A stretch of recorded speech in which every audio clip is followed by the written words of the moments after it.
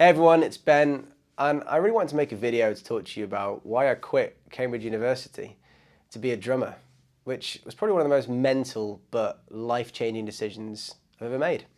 Haven't really spoke about this in public before, not for any particular reason, but I guess I just haven't really made it commonly known. But I didn't really come from a particularly musical background before I really got into drums. I started playing drums when I was 13 because my uncle started teaching me basically. He's a great player, and when I found drums, it was just like this thing that made me more happy and more excited than anything else that I'd ever found. And I just, no matter what was going on in my life growing up, it was always being able to come home and play drums or listen to music that really made me happy.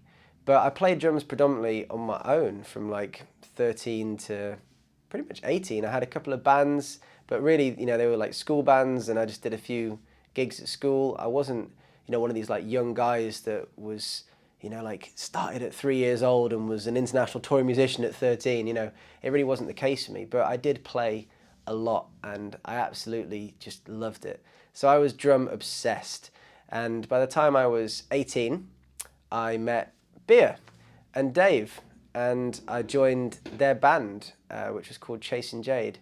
And that was a life-changing moment for me, although I didn't realise it at the time. It was my first proper band, that was like taking it seriously, and we gigged a lot and we wrote, and it was like the most exciting thing to ever happen to me, And we gelled musically unbelievably well from the first time, that me and Bea played together first. There were all these moments we were like, as if that happened, we did the same thing, and then Dave came in and we were just super tight.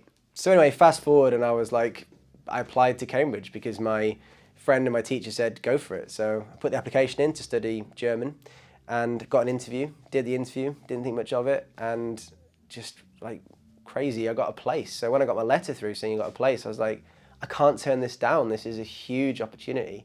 And I felt both happy and proud, but also sad because I was going to move away from my band, like these guys that I'd formed the deepest friendships with that I'd ever made.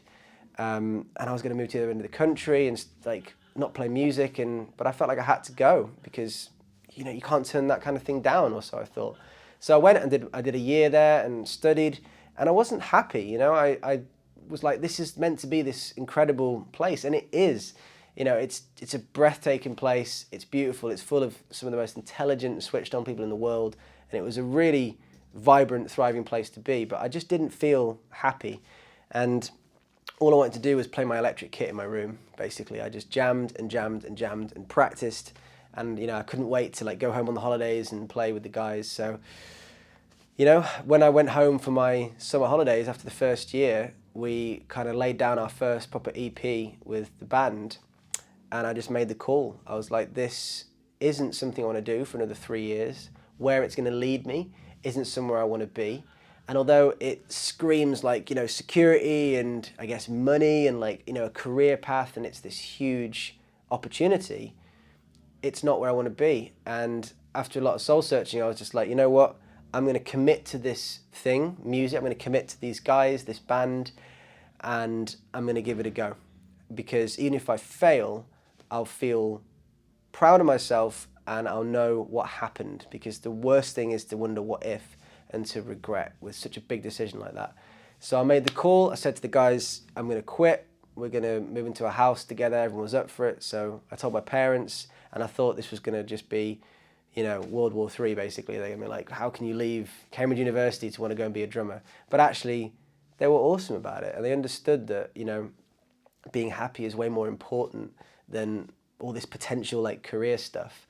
And they knew, they could see it in me that when I played music, it was my thing. So I'm so lucky that they supported me in that, and they said, go for it, Go get a job, move into a house with the guys and give it your best shot, but just make sure you work hard at it. So yeah, that's why I quit. And it was a big, big decision, and it was scary. I didn't really know that it would work in the long term, but I guess I didn't really think about it. I just had absolute faith that you got to follow what excites you. And at that moment in my life, there was nothing more exciting than playing music. And it's morphed and evolved into what it is now. That band, we moved down south and it split, etc., etc. But, I'm playing music with Bea and Dave, and it's all good.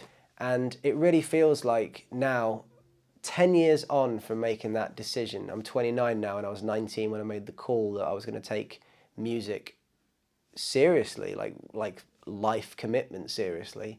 It feels like 10 years on, it's starting to come together, and it's incredible. And it's great to have those moments on stage. You look around at these, particularly Beer and Dave. I mean, I love Rob to bits. He's, one of my best mates. But in terms of the context of this particular story, to look at what we've gone through together and go, we're doing it. It's really, really amazing, and it's quite overwhelming sometimes, when stuff's kind of coming together. So I just wanted to tell you that story because I haven't really said it before.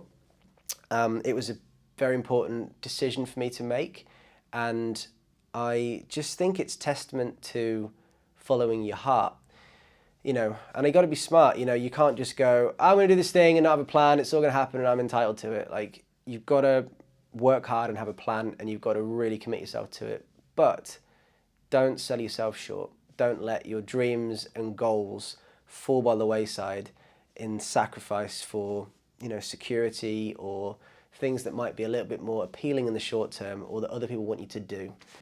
So if there's one thing I'd love you to take from this video, it's the excitement and the idea that you really can and you really should go for the stuff that excites you, because, at least in my opinion, that's kind of really what makes life worth living, is the opportunity to do stuff on a daily basis that actually makes you happy. And if you're happy and you're a great person to be around, that just ripples around to other people. They see someone doing their thing and being fired up. They're like, oh, I can do that too. And then the next person. I just think it's good vibes all around. So if you sat there going, oh, I'd love to be this, or I'd love to be that, or here's a skill or a passion that I have and I'm afraid to do something with it, then make this moment right now the point where you decide that you're going to go for it and you're going to try. And tomorrow, or right now, you're going to do something to take that forwards, because now's the time, you only live once, so go for it. And if I'm testament to, following your dreams in the face of a decision that seems scary, then, take encouragement from that, because it's totally worth doing. So thank you for letting me share my story. I hope you enjoyed it, and I hope you feel excited and passionate about pursuing something that's worthwhile to you, whatever that is. So thank you for watching, and I'll see you all in the next video.